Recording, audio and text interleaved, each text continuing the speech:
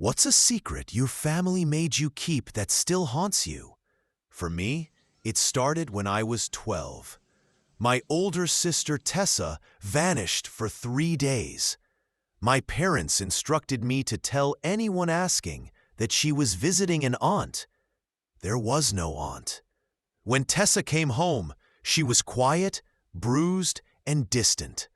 Whenever I asked what had happened, she said only, "Don't ask." Years later, I finally learned the truth and why that lie had been necessary. It was September, the start of 7th grade. Tessa was 16, a junior in high school, and had a small circle of close friends. Our house was usually quiet.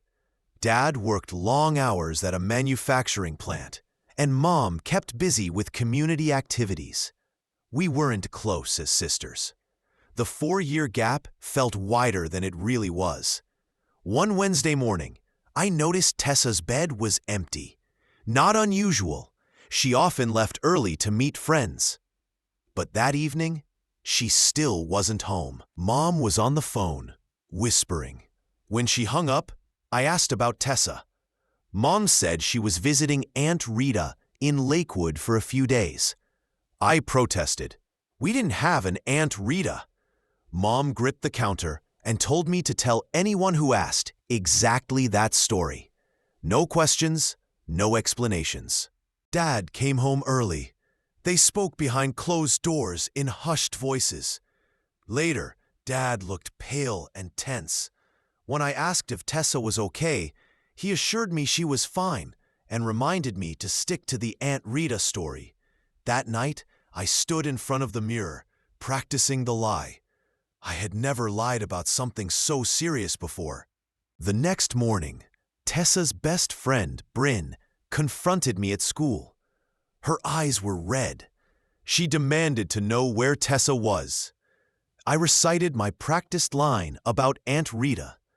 Bryn stared and flatly said, "We don't have an Aunt Rita." I insisted we did. She broke down in the hallway. A teacher came over, but Bryn walked away, leaving me frozen. The lie felt like a stone in my stomach.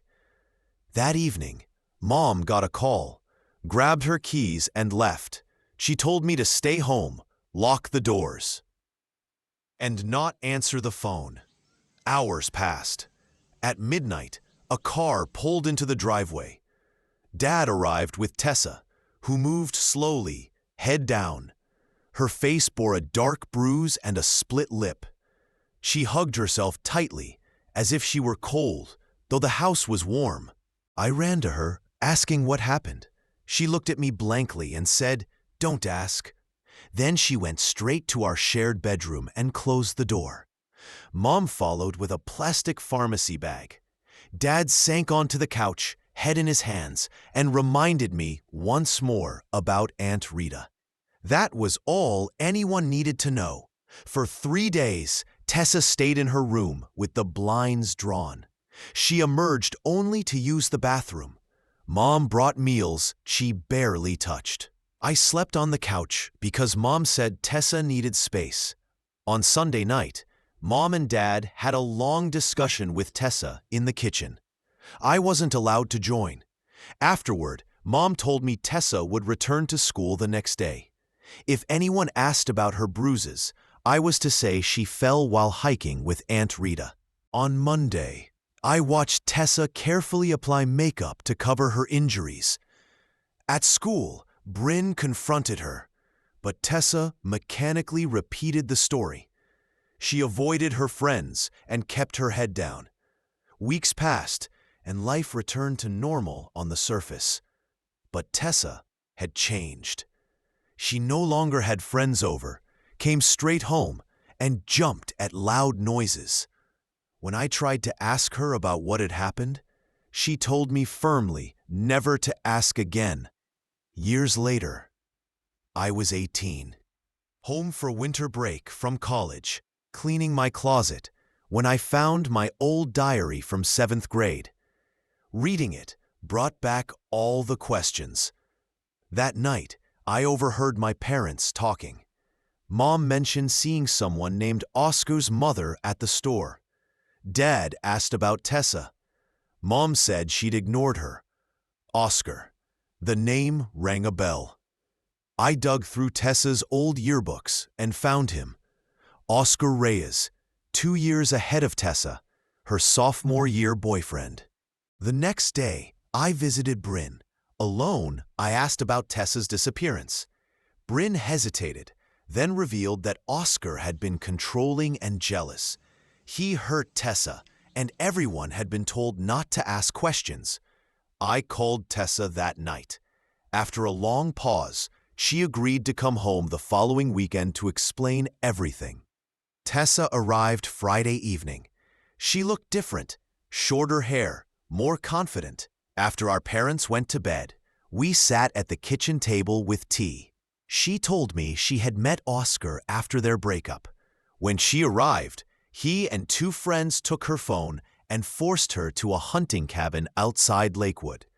Oscar said they would stay until she reconciled with him. When she tried to leave, he hit her, explaining the bruises. She begged our parents not to involve the police. Oscar's father was a cop and his uncle a judge. His family had connections. If we went to authorities, no one would believe her. Or worse, they'd retaliate. On the 3rd day, when Oscar's friends left to get beer, Tessa called Dad from Oscar's phone. Dad and his friend Dan, a former boxer, rescued her. To protect everyone, the Aunt Rita story was created, and no charges were filed. Tessa confirmed she avoided home for years because she feared running into Oscar's family, who remained influential locally. 2 weeks later, I was at the grocery store when a man stared at me. Dark hair, groomed beard. Oscar. He confronted me, claiming the 3 days at the cabin were Tessa's idea. He tried to twist the story, insisting she had written letters afterward. Later, I called Tessa. She denied everything. Together, we informed our parents. Dad revisited the arrangement with Oscar's father, making it clear any contact would void the old agreement. Days later, a package arrived on our porch. A fake diary in Tessa's handwriting designed to confuse me. Tessa told me to burn it. I did. Mom later received a call from Oscar's mother. They were leaving town for good. Months passed without incident. Tessa even came home for Thanksgiving, the first holiday in years. She no longer flinched at sudden noises. She laughed freely. The tension that had haunted our family for over a decade began to lift. Some secrets stay buried, others resurface. But facing them together makes all the difference. Secrets can shape a family in ways that last years. Lies told to protect, cover up, or survive, they haunt us. But understanding the truth, even when it's painful, is the first step toward freedom.